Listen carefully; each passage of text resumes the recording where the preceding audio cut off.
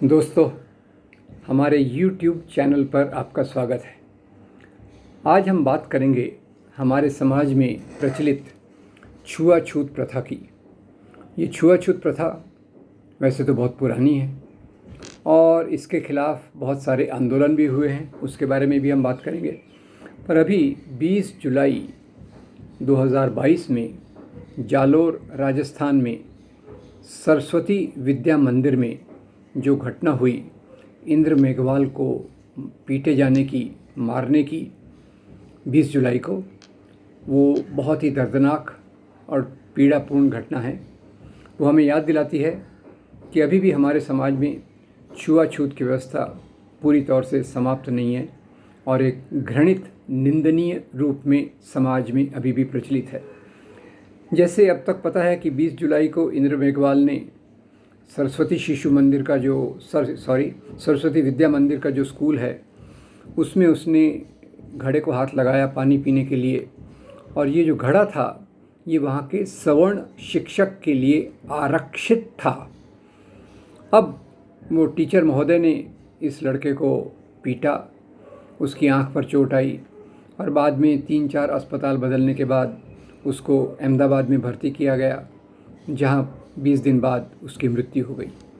और इससे ये पूरी बात सतह पे आई कि कैसे ये पूरी घटना हुई। और जहाँ तक ये बात का सवाल है, एक तरफ से तो हम पूरे समाज को देखते हैं, दूसरी तरफ ये कौन से स्कूल में ये घटना हुई, इस पर बहुत कम लोगों ने ध्यान दिया है। उस पर हम आएंगे, पर पहले ये देख लें कि जो छुआछूत की प्रथा है वो हमारी जो वर्ण व्यवस्था, उसके साथ बाद में निकली जाति व्यवस्था, और जाति व्यवस्था के साथ ये छुआछूत की व्यवस्था, ये सदियों से यहाँ मौजूद है। हमारे धर्म ग्रंथों में इसका उल्लेख है, वर्ण व्यवस्था का है, जाति व्यवस्था का है, और बाद में छुआछूत का भी उल्लेख उसमें है।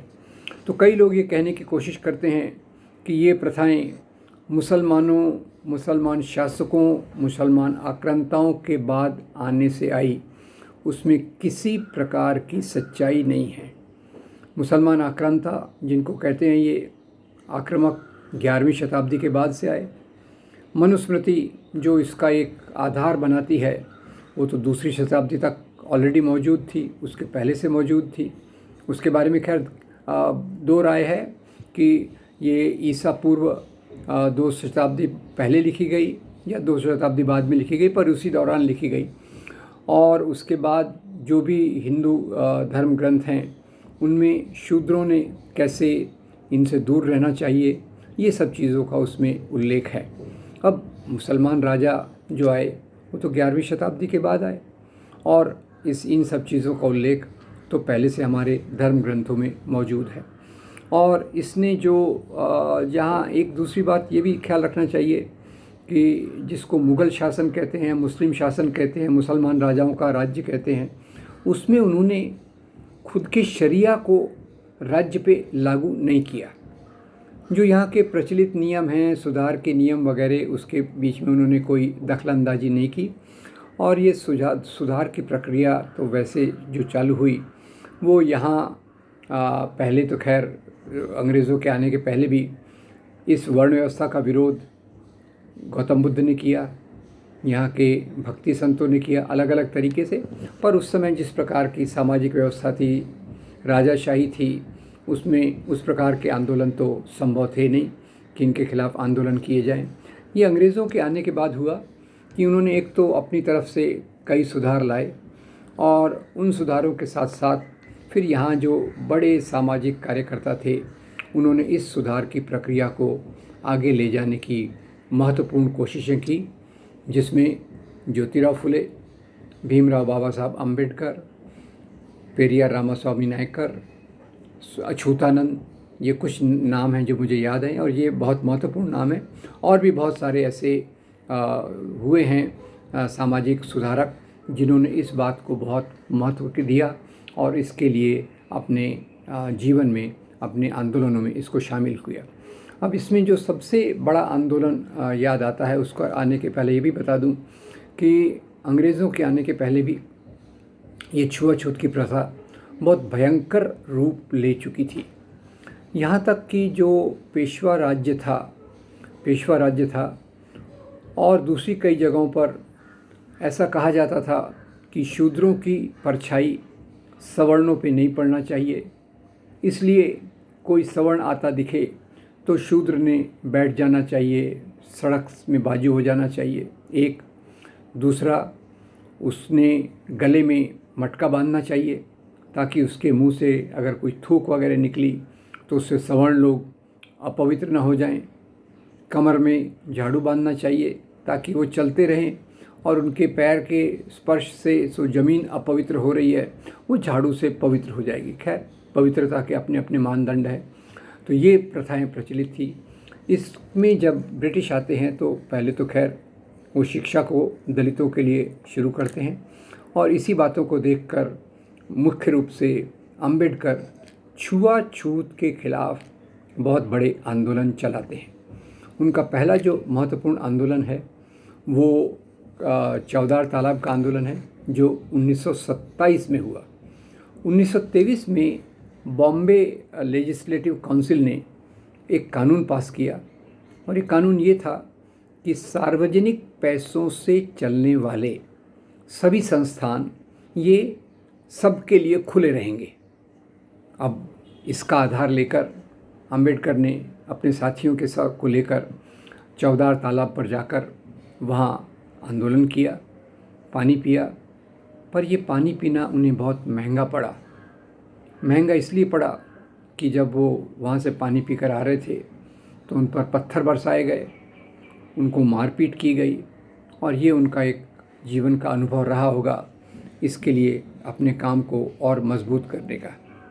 तो खैर, इसी के बाद फिर दूसरी जो बातें आई, उन्होंने कालाराम मंदिर का भी आंदोलन किया 1930 में और उसका भी उद्देश्य यही था कि अस्पृश्यता दूर होनी चाहिए। अब उस समय एक मज़े की बात देखिए, जब बाबा साहब ये आंदोलन कर रहे हैं तो उस समय आरएसएस अस्तित्व में थी, हिंदू महासभा अस्तित्व में थी, पर बाबा साहब के समर्थन में कोई नहीं आया। बाबा साहब के इन कार्यों से प्रभावित होकर किसी ने काम नहीं किया। बाबा साहब की इन चीज़ों से प्रभावित होकर किसी ने अगर काम किया तो वो था मोहनदास करमचंद गांधी।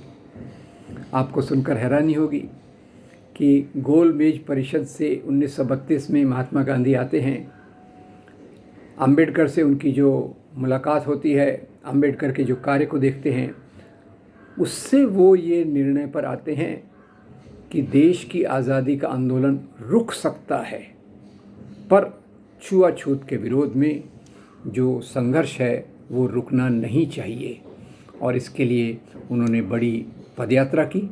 ये उनकी महत्वपूर्ण पदयात्रा का ज़्यादा उल्लेख हमारी किताबों में नहीं है, पर उन्होंने दक्षिण भारत के बहुत सारे राज्यों में इस प्रकार की पदयात्रा की और उन्होंने छुआछूत के विरोध में मीटिंग्स किया, पैसे जमा किया, ताकि इन सब चीज़ों का वो अपने जीवन में उल्लेख कर सकें। और मैं गांधी के बारे में ख़ास तौर से ये इसलिए कह रहा हूँ कि लोग ज़्यादातर अंबेडकर और गांधी को बाइनरी के रूप में प्रस्तुत करना चाहते हैं। गांधी ने पूर्ण तौर से स्वीकार किया कि अंबेडकर जो कह रहे हैं, अस्पृश्यता दूर होना, वो बहुत महत्वपूर्ण है। पर गांधी का सवाल ये था कि अंबेडकर जिस गति से, जिस तीव्रता से चाहते थे, गांधी उतना कर नहीं सकते थे। क्यों? क्योंकि उनको पूरे समाज को लेकर चलना था।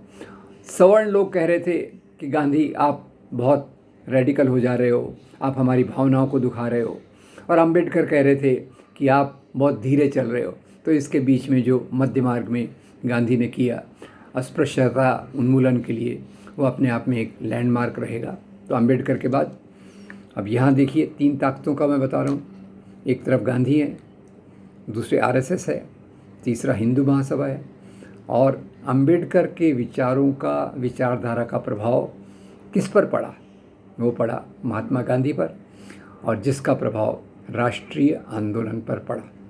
पर खैर, बाद में संविधान बना, 1955 में छुआछूत को अपराध घोषित कर दिया गया और कई जगहों पर छुआछूत की प्रथा ख़ास तौर से शहरों में छुआछूत की प्रथा में नरमी आई, पर गांव में ये प्रथा चलती रही और ये हमारे लिए एक बड़ा दुर्भाग्य का मामला है। और वास्तव में देखा जाए तो केवल कानून के आधार पे समाज बदल नहीं सकता।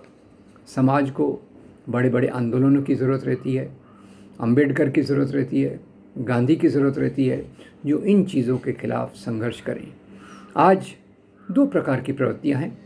एक गांधी अंबेडकर प्रवृत्ति जो छुआछूत, वर्ण व्यवस्था, जाति व्यवस्था की ऊंच नीच के पूरी तौर से खिलाफ खड़ी है, और दूसरी वो धर्म के नाम की राजनीति जो प्राचीन काल को स्वर्णिम युग गोल्डन पीरियड कह के उस पीरियड का गुणगान करती है।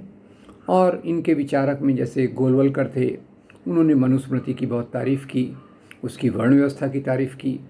बाद में इनके दूसरे विचारक दीनदयाल उपाध्याय आए, उन्होंने भी बहुत तारीफ़ किया कि भाई हमारा सिस्टम है वो बहुत अद्भुत है, जिसमें वर्ण व्यवस्था है, डिवीज़न ऑफ लेबर है, वगैरह वगैरह। तो खैर, ये दो प्रवृत्तियों के कारण आज भी हमारे समाज में जितना उसका उन्मूलन होना था वो नहीं हुआ। और इसके लिए मैं कुछ आंकड़े देना चाहूँगा कि अभी भी छुआछूत की प्रथा समाज से समाप्त नहीं हुई है। दलितों के खिलाफ अत्याचार, इसमें बहुत कम मात्रा में कमी आई है। अभी एक रिसर्चर ने इस पे अध्ययन किया और उन्होंने नेशनल क्राइम रिकॉर्ड ब्यूरो के जो डेटा निकाले वो मैं आपको बताना चाहता हूँ। 1991 से लेकर 2020 तक के उन्होंने आंकड़े दिए और उसमें दलितों के खिलाफ अत्याचार के 7 लाख केसेस हैं। दलित महिलाओं पर अत्याचार के 38,000 केसेस हैं। और ये जो चीज़ है ये हमारे देश के लिए, हमारे समाज के लिए एक बहुत बड़ा कलंक है। दलितों पर जो अत्याचार होते हैं, दलित महिलाओं पर दलित होने के कारण जो बलात्कार होते हैं, वो सब एकदम हमारे समाज को एक आईना दिखाते हैं। वैसे भी बलात्कार की जो घटनाएं हमने बिल्किस बानो के बारे में भी देखा। स्त्रियों को अभी तक बराबरी का दर्जा देने से हम कितना दूर हैं, उन पर कितने अत्याचार हो रहे हैं। दलित स्त्रियों पर, कमज़ोर स्त्रियों पर, आदिवासी स्त्रियों पर जो अत्याचार होते हैं, ये हमारे लिए एक बहुत बड़ा लेसन होना चाहिए, जिससे हम सीख कर एक बेहतर दिशा में जाने की कोशिश करें। तो इंद्र मेघवाल हमने यात्रा शुरू की अंबेडकर के चौदार तालाब के आंदोलन से, और आज इंद्र मेघवाल 2022 में इसी कारण से मारा जा रहा है। मैं उम्मीद करता हूँ कि हम अपने आप को एक आईना दिखाएंगे और इस क्रूर प्रथा के खिलाफ अपनी आवाज़ को बुलंद करेंगे, आंदोलन करेंगे, और ये प्रथा किसी भी प्रकार से समाज में ज़िंदा नहीं रहना चाहिए। जैसे बाबा साहब कहते हैं कि जाति व्यवस्था का उन्मूलन होना चाहिए और एक समता का समाज, जो गौतम बुद्ध कहते थे, कबीर कहते थे, आज़ादी का आंदोलन कहते थे, जिसकी तरफ एक पूरा राष्ट्रीय आंदोलन ने भी जिसको समर्थन किया, उसी रास्ते पर हमें चलने की ज़रूरत है। आपका बहुत धन्यवाद ये वीडियो सुनने के लिए। अगर आपको अच्छा लगा हो तो इसको लाइक कीजिए, फॉरवर्ड कीजिए और हमारे चैनल को सब्सक्राइब कीजिए। शुक्रिया, थैंक यू वेरी मच।